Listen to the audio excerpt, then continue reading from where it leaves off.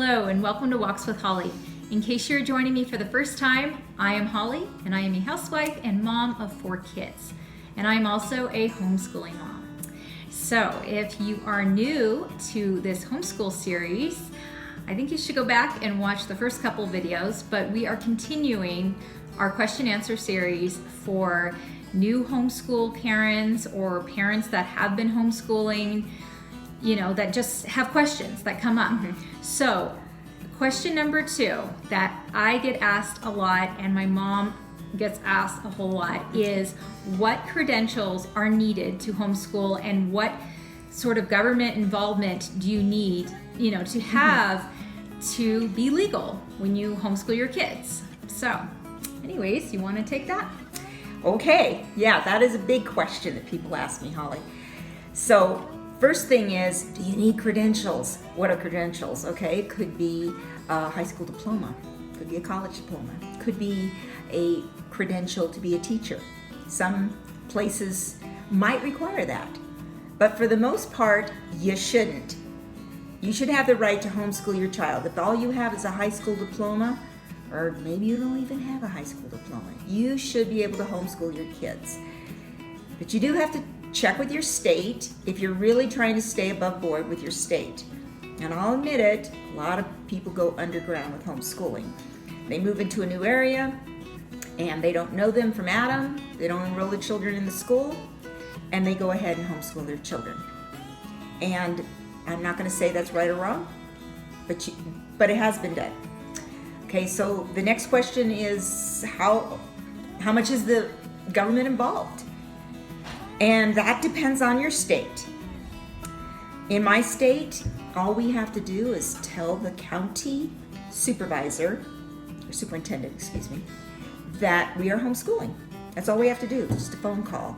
And we're not required to do state testing or anything like that. Now, here in Colorado, you might be required to do state testing. So it depends on your state. So you have to go to your state website, go to your, usually they have a school website for the schools, and it will talk about like requirements for homeschooling. But I would ask people that are homeschooling in your town, find a group that's homeschooling and go right to people that you might know, or Google it, I don't know. Just find out what it is and let them know or register them or whatever you need to do. Or like I said, I didn't say this, you could go underground if you're just moving into a state. Now, if you're already in a state and you're taking your children out of school, you obviously have to follow the rules and make sure your child is registered with the state, because they will say, oh, you're homeschooling? Really? Well, we don't show it here that you're homeschooling. So you do need to kind of follow along. It was pretty simple for us. We had the best laws in the entire country. At one time, Arizona did. We actually had people moving to Arizona. We had a family that moved here from Ohio, moved to Arizona because the husband was being arrested for homeschooling. Now, fortunately, you don't hear of that anymore. They're not arresting people. And they called us and we're moving to Arizona just because they wanted to homeschool, and we knew that they knew we had the most lenient state in the nation. So that's basically your answer. Just no big credentials should be required. I don't know of any state that actually requires big credentials. And find out what your state government requires. And get with your county person, probably is where it comes through. Okay? That's it. All right, well, that answers that question, or at least to the best of her knowledge. But it's true, you do have to just know what your state requires, and it does take, you know, maybe Googling it just to find out, you know, state by state. But again, I appreciate you watching our video today. If you like this video, please give it a thumbs up.